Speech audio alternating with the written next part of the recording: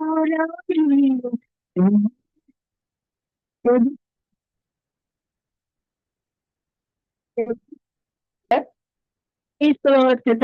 கிறிஸ்துவின் நாமத்தினாலே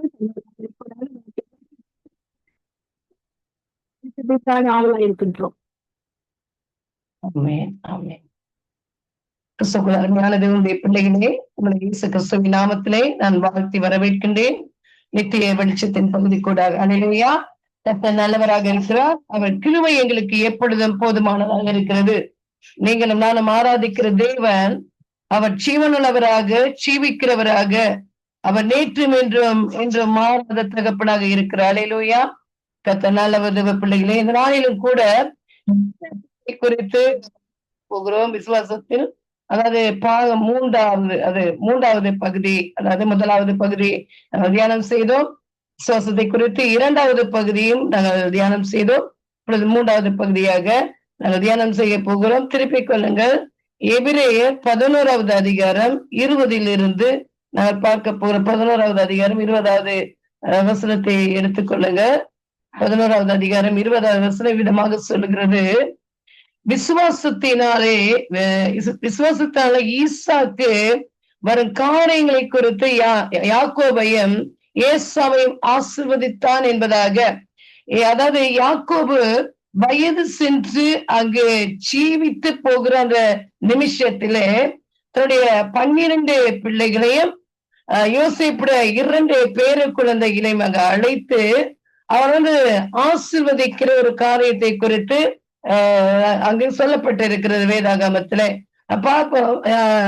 ஆதியாகமம் 49வது அதிகாரத்தை திருப்பிக் கொள்ளுங்கள் கர்த்தருடைய பிள்ளைகளே. ஆதியாகமம் 49வது அதிகாரத்துல 1 28வது வசனம் வரைக்கும் அங்க சொல்லப்பட்டிருக்கிறது. அதாவது 49வது அதிகாரம் 49வது அதிகாரம் 1 28 வரையிலான வசனங்கள் பாருங்க. நான் வாசிக்கிறேன், கேளுங்கள். யாக்கோபு தன் குமாரரை அழைத்து, நீங்க கூடி வாருங்கள், கடைசி நாட்களில் உங்களுக்கு நேரிடும் காரியங்களை அறிவிப்பேன். யாக்கோபின் குமாரரை கூடி வந்து கேளுங்கள், உங்கள் தகப்பனாகி இஸ்ரவேலுக்கு செவி கொடுங்கள். ரூபனே, நீங்க பாருங்க, அங்க நீங்க பார்த்தீங்கன்னு சொன்னா 1 28 வரையிலான வசனங்கள் அங்கு யாக்கோபு மரண தருவாயில் அவர் மறிக்கிறதுக்கு முன்பதாக அவர் தன்னுடைய குழந்தைகளை கூப்பிட்டு அவர் ஆசீர்வதிக்கிற ஒரு காரியத்தை நாங்கள் காணக்கூடியதாக இருக்கிறது. அவர் ஆசீர்வதிக்கிறார் ஒவ்வொரு பிள்ளைகளையும்.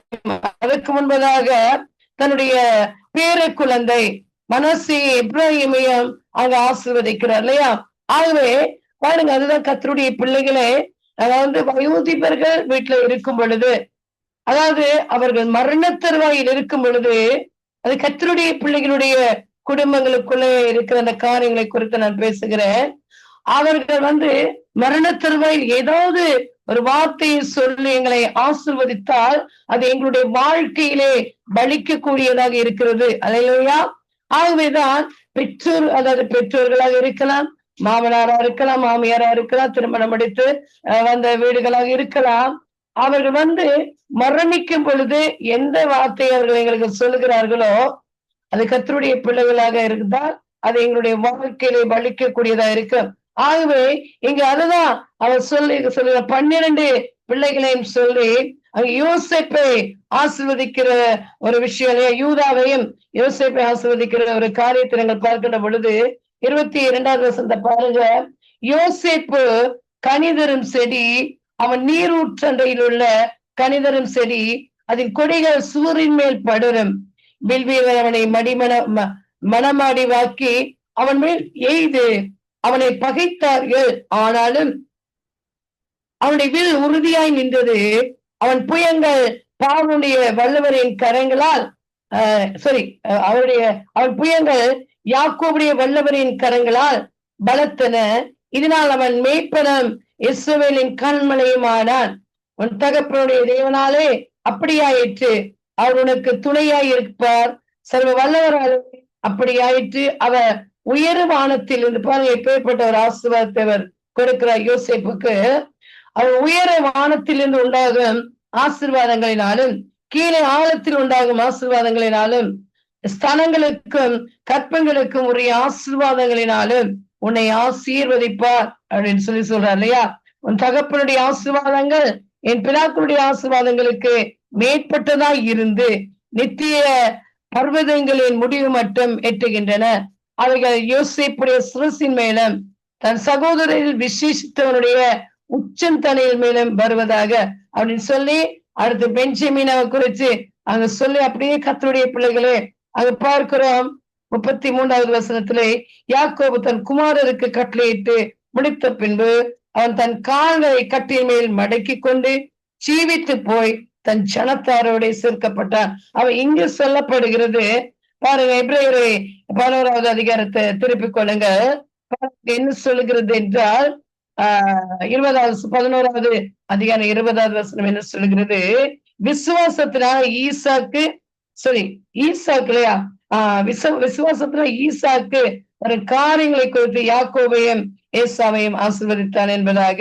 ஆகவே விசுவாசத்தினால யாக்கோபு அதாவது விசுவாசத்துல ஈசாக்கு வரும் காரியங்களை குறித்து யாக்கோபை ஆசீர்வதித்தார். மன்னிக்க வேண்டும், அது மேலே சொல்லப்படுகிறது ஈசாக்கு யாக்கோபை ஆசீர்வதிக்கிறார் இல்லையா.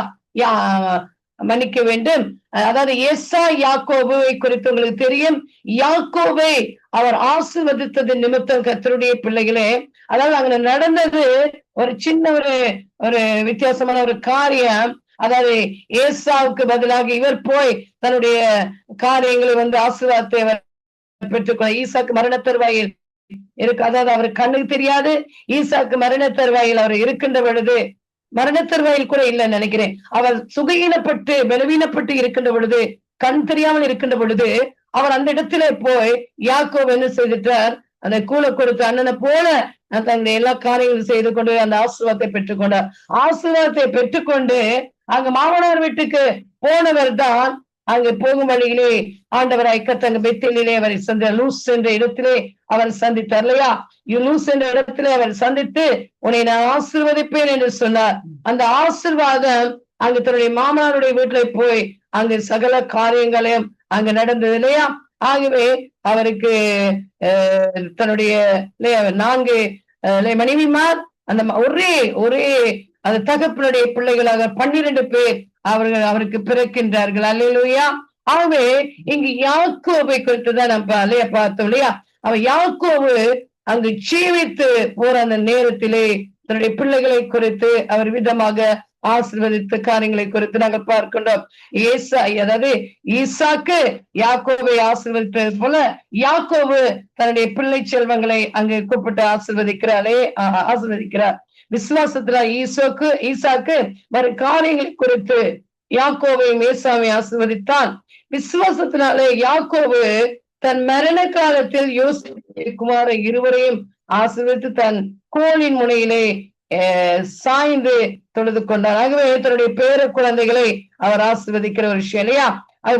விசுவாசத்தினாலே யோசேப்பு இஸ்ரவேல் புத்திரர் எகிப்து தேசத்தை விட்டு புறப்படுவார்கள் என்பதை பற்றி தன் அந்நிய காலத்தில்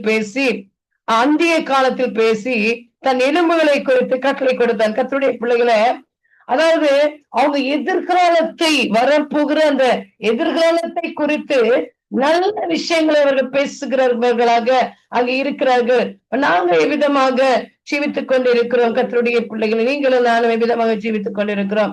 எங்களுடைய விசுவாசமானது எவ்விதமாக இருக்கிறது? வரும் காரியங்கள் ஐயோ எங்களுக்கு இருளாத்தான் இருக்க போகுது, எங்க வாழ்க்கை இப்படியேதான் நாங்க இருக்க போறோம், எங்க நாங்க முன்னேற போறோம், நாங்க எங்க ஆசீர்வதிக்கப்பட போறோம், இப்படியாக எங்களுடைய வாயிலே நாங்கள் அறிக்கையிட்டோம் என்றால் நாங்க அப்படியேதான் இருப்போம். எங்களுடைய வாழ்க்கை விசுவாசத்தை நோக்கி அங்கு இருக்க வேண்டும். இப்பொழுது இருக்கிற அந்த சிச்சுவேஷன், இப்பொழுது இருக்கிற அந்த சூழ்நிலை வரும் காலத்திலே மாறும். நான் நன்றாக இருப்பேன், நான் சுகித்திருப்பேன், நான் ஆண்டவரோடு நிறைய காரியங்களை பாருங்க நான் செய்வேன், ஆண்டவருக்காக நான் வாழ்வேன், ஆண்டவருக்காக தேவனுடைய ராஜ்யத்தை கட்டுவேன். நிறைய காரியங்கள் இருக்கிறது கர்த்தருடைய பிள்ளைகளே. அவை அப்பேற்பட்ட காரியங்களை நோக்கி கர்த்தருடைய பிள்ளைகளுடைய அந்த எல்லாமே விசுவாசம் இருக்க வேண்டும்.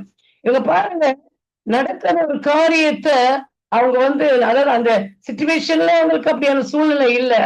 வரப்போகிற காரியங்களை குறித்து அவர்கள் எதிர்பார்ப்புடன் இருந்தாங்க, விசுவாசித்தார்கள். அவருடைய வாழ்க்கையில நடந்தது. யாக்கோவை பாருங்க, ஆபிரகாமை அழைத்த தேவன் அவர் சொன்னதை ஆபிரகாம் விசுவாசித்தார். அது நடந்தது. ஆபிரகாமுக்கு ஈசாக்கை கொடுத்தார். ஈசாக்குக்கு 2 குழந்தைகளை கொடுத்தார். ஒருவர் தான் யாக்கோபு இல்லையா? யாக்கோவை தேர்ந்தெடுத்தார். யாக்கோவுடைய பிள்ளைகள் தான் 12 பேர் இல்லையா? 12 பேர்களை அங்க பிள்ளைகளை பெருகிறோட ஜெனரேஷன் எகிப்திலே பார்க்க பொழுது நிரம்பினாங்க இல்லையா? அங்க அவர் பெருக்கங்கள் அதிகமாக இருந்தது. அவருடைய பொருட்களின் பெருக்கங்கள், அதான் இரு பரிவாரங்களும் ஆசிர்வதிக்கப்பட்ட நிலைமையிலே யாக்கோபு கானானை வந்தடைந்தார் இல்லையா? கர்த்தருடைய பிள்ளைகளே, அதாவது ஆண்டவர் எனக்கும் உங்களுக்கும் ஒரு வார்த்தையை, ஒரு வாக்குத்தத்தத்தை கொடுத்தால் அதன் மேல் நாங்கள் பற்றுதலாக இருக்க வேண்டும், அதை நாங்கள் விசுவாசிக்க வேண்டும், அதை நாங்கள் நம்ப வேண்டும். அல்லேலூயா. அவன் இங்கிருந்து பாருங்க, முற்பிதாக்களுடைய காரியங்களை குறித்துதான் இந்த அதிகாரம் அழகாக சொல்கிறது. விசுவாசத்தினர் எப்படியாக யோசேப்பு இஸ்ரவேல் புத்திரர் எகிப்து தேசத்தை விட்டு புறப்பட்டு வருவார்கள் என்பதை பற்றி அந்திய காலத்தில் பேசி தன் எலும்புகளை குறித்து கட்டளையிட்டாப்ப யாத்திராகமத்துல நாங்கள் பார்க்கின்ற பொழுது அங்க இஸ்ரவேல் ஜனங்கள் எல்லாவித அந்த காரியங்களில் அந்த வாதைகள், அதாவது இஸ்ரவேல் ஜனங்களுக்கு ஆண்டவராய் கர்த்தர் வாதைகளை கொடுக்கிற இல்லையா? அது எகிப்தியருக்கு, இஸ்ரவேல் ஜனங்களுக்கு, எபிரேயருக்கும் எகிப்தியருக்கும் இருக்கிற அந்த இடையிலான வித்தியாசங்களை என் ஆண்டவர் அங்கு செய்தார் இல்லையா? அது எங்களுக்கு தெரியும் இல்லையா? எல்லாருக்கும் தெரியும். எகிப்தியர் பார்வோனுக்கு வந்த சோதனைகள், அங்க எகிப்தியருக்கு வந்த சோதனைகள், வாதைகள் எல்லாவற்றையும் நாங்கள் அறிந்திருக்கிறோம். ஆகவே அதிலிருந்து நம்முடைய ஜனங்களை, நம்முடைய முற்பிதாக்களுடைய பிள்ளைகளை அவர் அப்படியே தூக்கி எடுத்தார். கர்த்தருடைய பிள்ளைகளே, அந்த தருணத்துல அங்க யோசேப்பு அதுக்கு முன்பதாக சொல்றாரு, நீங்க போற நேரம், நீங்க கானானுக்கு போற நேரம் என்னுடைய எலும்புகளை அப்படியே எடுத்துக்கொண்டு போய் அங்க என்னுடைய பிதாக்களோடு நீங்க அடக்கம் பண்ணுங்க அப்படின்னு சொல்றாரு இல்லையா? அது நடந்ததா? கர்த்தருடைய பிள்ளைகளே, அந்த ஜனங்கள் செங்கடலை கடக்க முன்பதாக ஈசாக்குடைய எலும்புகளையும் அவங்க சேர்த்து எடுத்துக்கொண்டு போற ஒரு காரியத்தை நாங்க பார்த்தோம் இல்லையா? அப்ப அவங்க கடந்தார்களா இல்லையா? செங்கடலை செங்கடல் இரண்டாக பிளந்தது. இஸ்ரவேல் ஜனங்கள் அதிலே வெட்டாந்தரையிலே நடப்பது போல நடந்து கடந்து போனார்கள். அதாவது யோசேப்புடைய எலும்புகளோடு அங்க போனாங்க இல்லையா? அவர் சொன்னார், இப்படி நடக்கும், இப்படி ஆகும், அப்பா கொடுத்த வாக்குத்தத்தம் நிறைவேறும் என்பதை அது விசுவாசித்தார் இல்லையா? ஆகவே அங்க நடந்தது. அதே போல பாருங்க, மோசே பிறந்த போது தாய் தகப்பன்மார் அவனை அழகுள்ள பிள்ளை என்று கண்டு விசுவாசத்தினாலே ராஜாவுடைய கட்டளைக்கு பயப்படாமல் அவனை 3 மாதம் ஒழித்து வைத்தார்கள். விசுவாசத்தினாலே 3 மாதம் அவங்க ஒழித்து வைத்தாங்க. அதுக்கு பின்பதாக அங்க என்ன செய்யறாங்க, நதியில போட்டாங்க இல்லையா? அங்க பார்வோனுடைய குமாரத்தி அங்க எடுத்து தன்னுடைய தாயையே இல்லையா, மிரியாம் என்ன செய்யறாங்க, தாயே கூட்டிக் கொண்டு போய் அங்கு பிள்ளையை வளர்ப்பதற்கான ஏற்பாடுகளை செய்து காரியங்களை நடப்பித்தாங்க இல்லையா? விசுவாசத்தினாலே அந்த குழந்தையை 3 மாதம் அங்கு ஒழித்து வைத்தார்கள். மோசே இஸ்ரவேல் ஜனங்களுக்கு ஒரு தலைவராக இருந்தார் இல்லையா? அல்லேலூயா. அது விசுவாசத்தினாலே மோசே தான் பெரியவனான போது பார்வோனுடைய குமாரத்தியின் மகன் எண்ணப்படுவதை வெறுத்து அனித்தியமான பாவ சந்தோஷங்களை அனுபவிப்பதை பார்க்கலும் தேவனுடைய ஜனங்களுடைய துன்பத்தை அனுபவிப்பதை தெரிந்து கொண்டு, அல்லேலூயா, இனிவரும் பலன் மேல் நோக்கமாய் இருந்து எகிப்துள்ள பொக்கிஷங்களிலும் கிறிஸ்துவ நிமித்தம் வரும் நிந்தையை அதிக பாக்கியம் என்று எண்ணினான். அல்லேலூயா.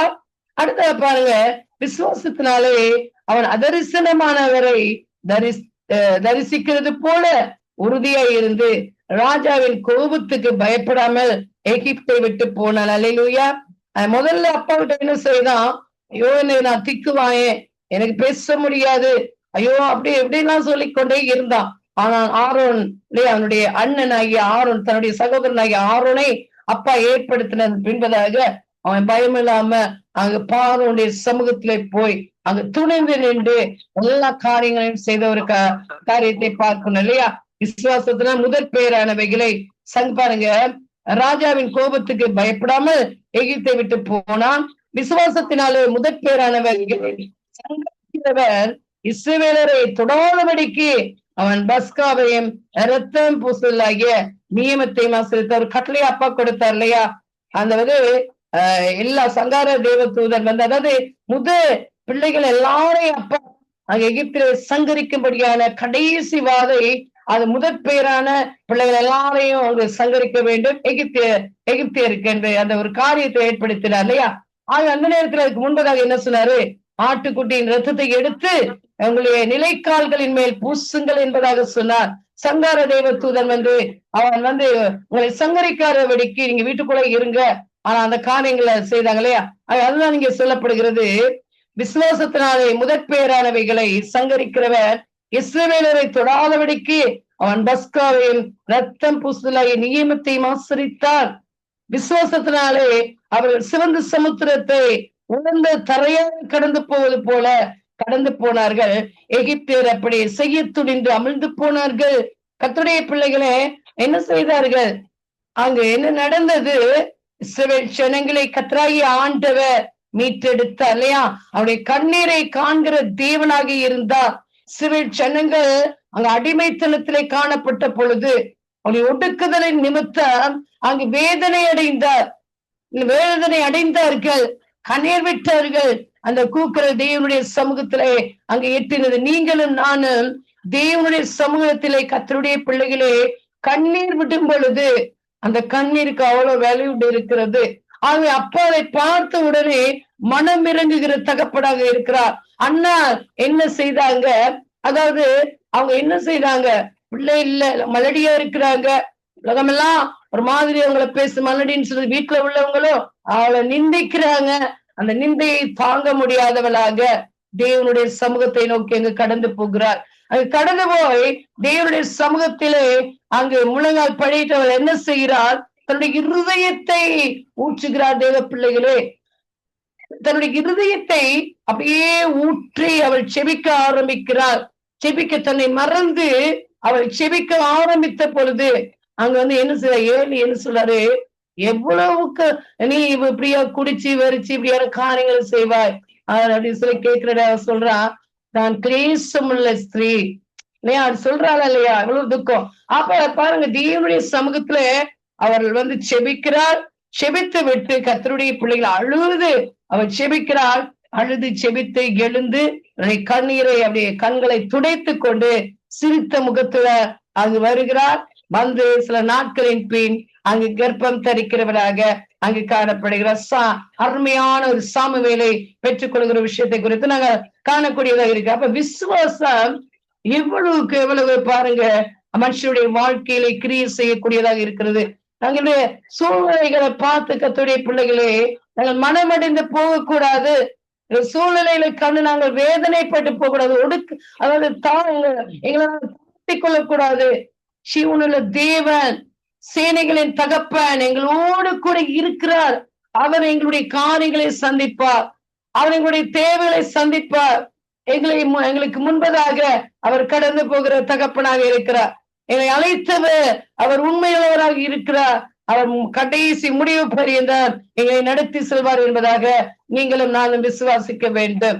தேவனுடைய சமூகத்திலே கர்த்தருடைய பிள்ளைகளே கண்ணீர் விட்டு கட்டி அழும் பொழுது அந்த விண்ணப்பம் உடனே கேட்கப்படக்கூடியதாக இருக்கிறது.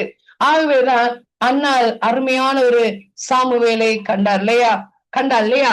அடுத்தது விசுவாசத்தினாலே எரிகோ பட்டணத்தின் மதில்கள் 7 நாள் சுற்றி வரப்பட்டு விழுந்தது. அது நடந்ததா இல்லையா? எரிகோ மதுல என்ன செஞ்சாங்க? அப்படியே சுழற்சரங்கள் 7 தடவை அந்த துதிச்சு அப்படியே சுற்றி வாராங்க. எந்த ஒரு பெரிய ஒரு இயந்திரங்களை கொண்டு போய் அங்க இடிக்கப்படாதபடி ஆண்டவருடைய அந்த துதி என்ற இயந்திரத்தினால் அது தரைமட்டமாகி போனது. துதிக்கு எவ்வளவு வல்லமை இருக்கிறது என்று பார்த்தீர்களா? நாங்கள் துதிக்கும் பொழுது தேவனாகிய கர்த்தருடைய சமூகத்துல நாங்கள் ஆராதனை செய்யும் பொழுது ஆழத்தில் இருந்து அப்பாவை நோக்கி நாங்கள் விசுவாசத்தோடு கூப்பிடும் பொழுது எங்களுக்கு முன்பதாக இருக்கிற எல்லா மதில்களும் தரைமட்டமாகி போய்விடும். கர்த்தருடைய பிள்ளைகளே, அவ்வளோ அதாவது அந்த அளவுக்கு நாங்கள் விசுவாசிக்க வேண்டும். எங்களுக்கு முன்பதாக இருக்க சுவர்கள் அங்கு நிர்மூலமாக்கப்பட்டு போகும். தேவனாய் கர்த்தரை நாங்கள் விசுவாசிக்கும் பொழுது. ஆகவே விசுவாசத்தினால் ராகாபேனும் வேசி வேவுக்காரரை சமாதானத்தோட ஏற்றுக்கொண்டு கீழ்ப்படியாதவர்களோட கூட சேதமாகாது இருந்தால் அவங்க என்ன செஞ்சாங்க? அவங்க அவ்வளவு தூத்துக்கு அப்பாவுக்கு விருப்பம் இல்லாத கேரக்டர் உள்ளவங்க. ஆகவே அவங்க என்ன செஞ்சாங்க? கொஞ்சம் நடத்தையில ரொம்ப கொஞ்சம் மோசமானவங்க. அதனால இந்த வேவு பார்க்க போனவங்களை என்ன செஞ்சாங்க? ஒழிச்சு வச்சாங்க இல்லையா? அதனால கர்த்தருடைய பிள்ளைகளை இன்றைக்கும் வேதத்துல அவங்களோட பெயர் சொல்லப்படுகிறதாக இருக்கிறது. ஆகவே அவங்க நிமித்தம் ஆண்டவராய் கர்த்தருடைய குடும்பத்தை காப்பாற்றினார். பின்னும் பாருங்க, நான் என்ன சொல்லுவேன்? கிதியோன், பாலாக், சிம்சோன், யெப்தா, தாவீது, சாமுவேல் என்பவர்களையும் தீர்க்கதரிசிகளையும் குறித்து நான் விவரம் சொல்ல வேண்டுமானால் காலம் போதாது. நாங்க பவுல் சொல்றாரு, இவ்வளவு காரியங்கள் இருக்கிறது இல்லையா? அது ஒவ்வொருத்தர் பாருங்க, கிதியோன எடுத்துக்கொண்டால், பாராக்கை எடுத்துக்கொண்டால், சிம்சோனை எடுத்துக்கொண்டால், யெப்தாவை எடுத்துக்கொண்டால், தாவீதை எடுத்துக்கொண்டால், சாமுவேலை எடுத்துக்கொண்டால், அவங்க எல்லா அந்த தீர்க்கதரிசிகளும் விசுவாசத்துக்குள்ளே கடந்து போனவர்கள் கர்த்தருடைய பிள்ளைகளே. தானியேல் என்ன செய்தாங்க? சிங்கத்தின் கெபியிலே போட்ட பொழுது சிங்கம் மனுஷரை கண்ட விடுமா இல்லையா? அது மாம்சம் தின்னும் இல்லையா? ஆகவே அந்த சிங்கத்தின் கெபியிலே போட்டாங்க. தானியேல் இரவும் பகலும் 3 நேரம் அவர் இடைவிடாமல் செபிக்கிறார்களை தொடர்ந்து அவர் செபிச்சு கொண்டு வருகிற ஒரு நல்ல ஒரு தீர்க்கதரிசி.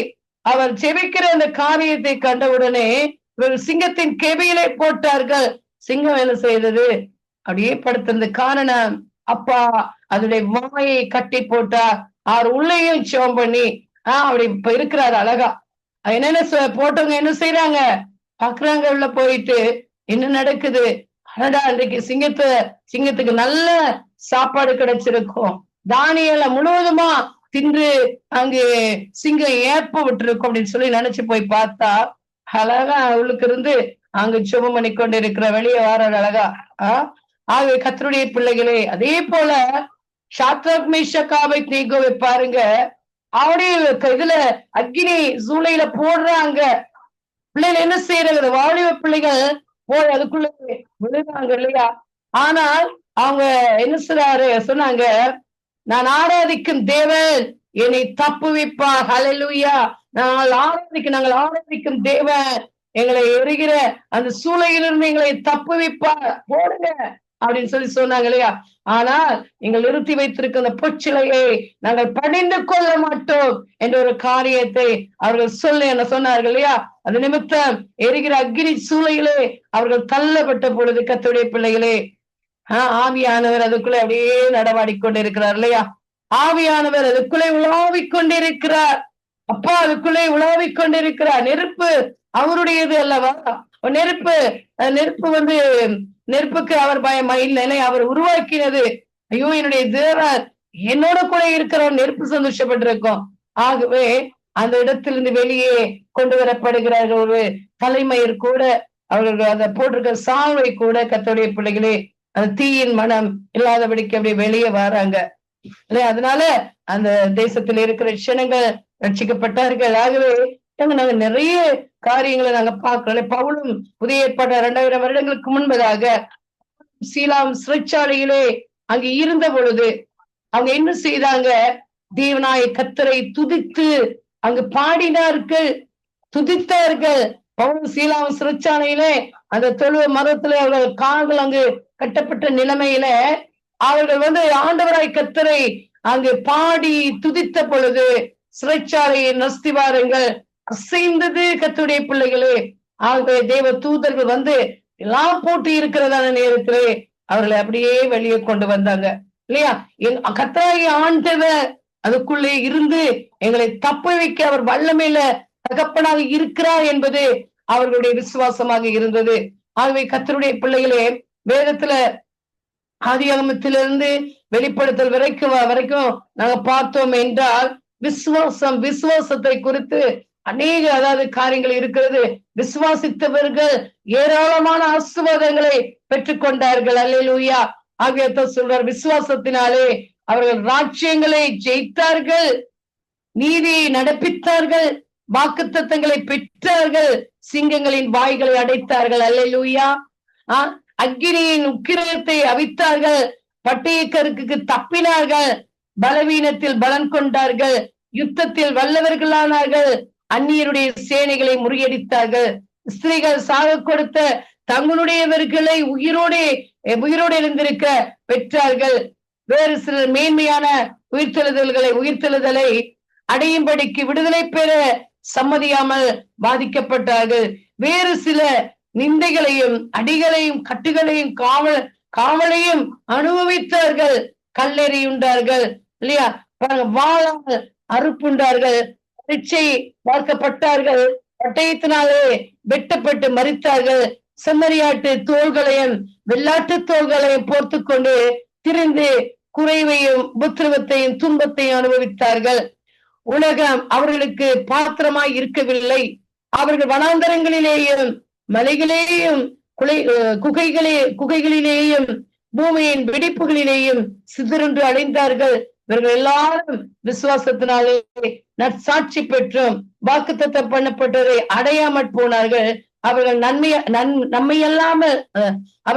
நம்மை அல்லாமல் பூரணராகாதபடிக்கு விசேஷித்த நன்மையானதொன்றை தேவன் நமக்கென்று முன்னதாக நியமித்திருந்தார் அப்படின்னு சொல்லப்படுகிறது. கர்த்தருடைய பிள்ளைகளை விசுவாசம் பாருங்க எவ்வளவாக இருக்கிறதாகவே நீங்களும் நானும் இந்த நாட்களில நாங்கள் ஆண்டவருடைய பாதத்துல இருக்கிறோம். எவ்வளவோ நாங்கள் செபிக்கிறோம், எவ்வளவோ காரியங்கள் அங்கு நடக்கிறது இல்லையா. அதுக்கு எல்லாத்துக்கும் நாங்க தேவனுடைய சமூகத்துல இருந்து நாங்கள் செபிக்கிறோம். மணித்தியால கணக்கிலே நாங்கள் உட்கார்ந்து செபிக்கிறோம், மணித்தியால கணக்கிலே நாங்கள் ஆராதனை செய்கிறோம். ஆகவே கர்த்தருடைய பிள்ளைகளே, இந்த எல்லா காரியங்களுக்கு மேலாக எங்களுக்கு விசுவாசம் இல்லாவிட்டால் அங்கு ஒன்றுமே ஜீரோ தான். கர்த்தருடைய பிள்ளைகளே, நாங்கள் ஒரு மணித்தியாலம் செபித்தாலும் நாங்கள் விசுவாசத்தோடு செபிக்கும் பொழுது அதற்குரிய பதிலை கர்த்தர் எங்களுக்கு தருகிற தகப்பனாக இருக்கிறார். அப்பவே எதிர்பார்க்கிற காரியம் விசுவாசம் எங்களிடத்துல இருக்க வேண்டும். என் கண்ணுக்கு புலப்படாத காரியத்தை நோக்கி நாங்கள் விசுவாசிக்கிறவர்களாக இருக்கிறோம். அல்லேலூயா. இன்னொன்று அப்ப சொல்கிறார், விசுவாசம் இல்லாமல் தேவனுக்கு பிரியமா இருக்க முடியாது என்பதாக. நாங்க கர்த்தருடைய பிள்ளைகளாக இருக்கலாம், எத்தனையோ வருடக்காலங்களாக இருக்கலாம், ரட்சிக்கப்பட்டு வருடக்காலங்களாக இருக்கலாம். ஆனால் கர்த்தருடைய பிள்ளைகளே, ஆண்டவருடைய சமூகத்துக்குள்ளே நாங்கள் விசுவாசம் இல்லாமல், அப்பா மேல் நம்பிக்கை இல்லாம நாங்க வாழ்ந்தா நாங்க ஜீரோவுக்கு தான் சமனாக இருக்கிறோம். ஆகவே எந்த ஒரு காரியத்தையும் ஆண்டவருடைய சமூகத்திலே போய் நாங்கள் கேட்கும் பொழுது அதை நாங்கள் பெற்றுக்கொண்டோம் என்பதாக நாங்கள் விசுவாசிக்க வேண்டும். அதை நாங்கள் பெற்றுக்கொண்டோம் என்பதை நாங்கள் விசுவாசிக்க வேண்டும் கர்த்தருடைய பிள்ளைகளே. ஆகவே இந்த நாளிலிருந்து நீங்களும் நான் ஒரு தீர்மானத்தை எடுப்போம். ஆண்டவரே, என்னுடைய எதிர்கால என்னுடைய ஊழிய சம்பந்தமாக இருக்கலாம், உடைய குழந்தைகளுடைய காரியங்களாக இருக்கலாம், உடைய கணவருடைய காரியங்களா இருக்கலாம், அல்லது மனைவியுடைய காரியங்களா இருக்கலாம், அல்லது தொழில் சம்பந்தப்பட்ட காரியங்களா இருக்கலாம், வியாபாரம் சம்பந்தப்பட்ட காரியங்களாக இருக்கலாம். எதுவாக இருந்தாலும் உங்களுக்கு எந்த ஒரு காரியம் ஒரு முன்னோக்கி போகிற ஒரு காரியங்கள் மிகவும் அவசியமாக இருக்கும். நல்ல எதிர்காலத்தை சந்திக்க வேண்டும் என்ற ஒரு ஆசை உங்களுக்கு இருக்கும் இல்லையா. ஆகவே கர்த்தருடைய பிள்ளைகளே, எதுவாக இருந்தாலும் நீங்க சொல்லுங்க, ஆண்டவரே, இந்த விஷயத்துல நான் பட்டவனாக இருக்க போகிறேன், என்னுடைய குடும்பம் ஆசீர்வதிக்கப்பட்டதாக இருக்க போகிறது, என்னுடைய குடும்ப விதமாக இருக்க போகிறது, என்னுடைய கணவன் விதமாக இருக்க போகிறார், என்னுடைய மனைவி விதமாக இருக்க போகிறார், என்னுடைய பிள்ளை செல்வங்கள் இப்படியாக இருக்க போகிறார்கள், என்னுடைய பிசினஸ் விதமாக ஆசீர்வாதமாக இருக்க போகிற வருகிற நாட்களிலே என்னுடைய தொழில் சம்பந்தப்பட்ட காரியங்கள் எனக்கு உயர்வு வரதான் போகிறது. இப்படியான காரியங்களை கர்த்தருடைய பிள்ளைகளே ஆண்டவருடைய சமூகத்துல செபித்து விட்டு அதையே நாங்கள் தியானித்துக் கொண்டே இருக்க வேண்டும். எனக்கு நடக்கும், எனக்கு வரும் காரியங்கள் ஆசீர்வாதமாக இருக்கும். எப்படியாக ஆண்டவருடைய சமூகத்திலே எங்களுடைய சிந்தைகளை நாங்கள் ஏறெடுப்போம் என்றால் நிச்சயமாக பரலோக தேவன் அந்த சிந்தைகளை அறிந்து எங்களை ஆசீர்வதித்து வழிநடத்தக்கூடிய தகப்பனாக இருக்கிற ஹல்லேலூயா. ஆகவே கர்த்தருடைய பிள்ளைகளே, விசுவாசத்தில் உறுதியா இருங்க. விசுவாசத்துல நீங்களும் நானும் அங்கு களைத்து போயிடக்கூடாது, சோர்ந்து போயிடக்கூடாது. கர்த்தருடைய பிள்ளைகளே, எந்த காரியமாக இருந்தாலும் தேவனாய் கர்த்தரை நாங்கள் விசுவாசிப்போம். தேவனாய் கர்த்தரோடு கூட நாங்கள் நடப்போம்.